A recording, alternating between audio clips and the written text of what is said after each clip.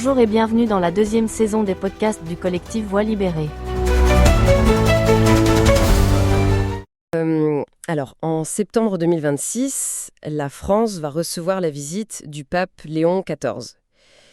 Et bon, on s'en doute, pour l'institution, c'est une immense fête en préparation, quoi. Oui, enfin, c'est un événement diplomatique et religieux majeur. C'est ça. Mais sur le bureau des organisateurs, il y a un document très spécifique qui s'appelle « Une place pour les victimes ». Donc, pour notre plongée d'aujourd'hui, l'idée, c'est vraiment pas de juger ou de prendre parti. On va juste décortiquer ce texte de façon totalement impartielle. Tout à fait. L'objectif, c'est de comprendre cette demande poignante. Parce que le texte lui-même, il est vraiment fascinant à analyser. Moi, en lisant, je suis restée bloquée sur une image. C'est comme organiser une énorme réunion de famille, mais en sachant très bien qu'il y a un lourd secret qui plane au-dessus de la table. Ah ouais, c'est exactement l'ambiance. On observe un décalage assez vertigineux, en fait. D'un côté, tu as cette célébration officielle, et de l'autre... Des décennies de silence. Voilà, des décennies de silence, pour certains groupes. Et le document est hyper précis là-dessus. Il mentionne carrément les victimes de l'abbé Tartu et les anciens choristes des petits chanteurs de Touraine. Oui, pour une période qui s'étale des années 60 jusqu'à 1995. Ce qui est... Enfin, c'est quand même... Ah oui, c'est énorme. C'est une très longue période, oui. Du coup, ce collectif, Voix libérée, réclame de rencontrer le pape. Et il précise bien que c'est pas pour faire un coup médiatique, mais pour la vérité et l'écoute. Après 30 ou 60 ans d'attente, c'est un peu comme une bouteille jetée à la mer qui trouve enfin son port, non? Alors, moi, je me serais peut-être cette image. Parce qu'une bouteille à la mer, ça relève du hasard, d'un espoir aveugle. D'accord. Là, la démarche du collectif, elle est beaucoup plus exigeante. Ils ne demandent pas juste une attention éphémère, ils exigent une vraie reconnaissance spirituelle au-delà du simple événement. Ce qui nous pousse finalement à redéfinir carrément le mot « réparer » selon les auteurs, en fait. Exactement.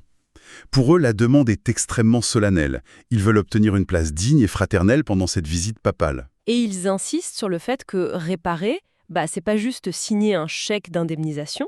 Oui, l'indemnisation financière, c'est souvent perçu comme, disons, solder un passif. Le texte affirme haut et fort que réparer, c'est avant tout visibiliser une souffrance qui a été ignorée. Donc ils veulent vraiment être vus comme des membres à part entière du fameux peuple de Dieu.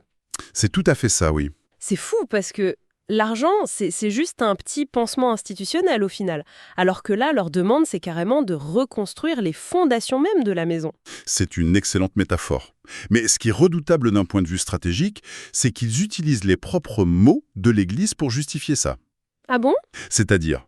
Le document parle beaucoup de conversion, de vérité et surtout de synodalité. Attends, la synodalité. Tu peux nous expliciter un peu ce terme? Bien sûr, en gros, la synodalité, c'est un principe très poussé en ce moment. C'est l'idée d'avancer tous ensemble, d'écouter absolument tous les membres, de la base jusqu'au sommet de la hiérarchie. Ah, je vois.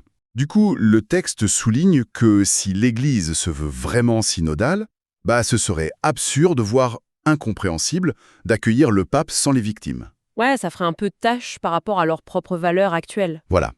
Ils utilisent les règles de l'institution pour rendre leur présence incontestable. Donc si je résume bien nos sources, le but de ce texte, c'est pas du tout d'arracher un privilège ou d'avoir les meilleures places pendant l'événement. Non, pas du tout. L'objectif, c'est d'opérer un vrai basculement. Un basculement de la périphérie vers le centre. Exactement. Faire passer ces groupes au cœur même du cheminement de l'Église pour amorcer un véritable processus de paix. Eh bien, ça nous laisse sur une réflexion assez profonde pour clôturer notre exploration. Le texte nous dit que donner cette place physique et symbolique pendant une visite de 4 jours, c'est un peu la clé de voûte de la paix. Tout à fait. Mais du coup, moi je me pose une question. Comment une immense institution peut-elle incarner et maintenir cette visibilité au quotidien, disons un simple mardi ordinaire, une fois que les projecteurs de cette fameuse visite historique se seront définitivement éteints ?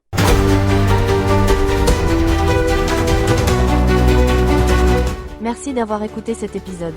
Ce podcast est produit et réalisé par le collectif Voix libérée. Pour nous écrire, témoigner ou partager, envoyez un mail à pecantores37@gmail.com. Parce que nos voix comptent, parce que le silence n'est plus une option, parce que la mémoire exige justice et vérité. À la semaine prochaine.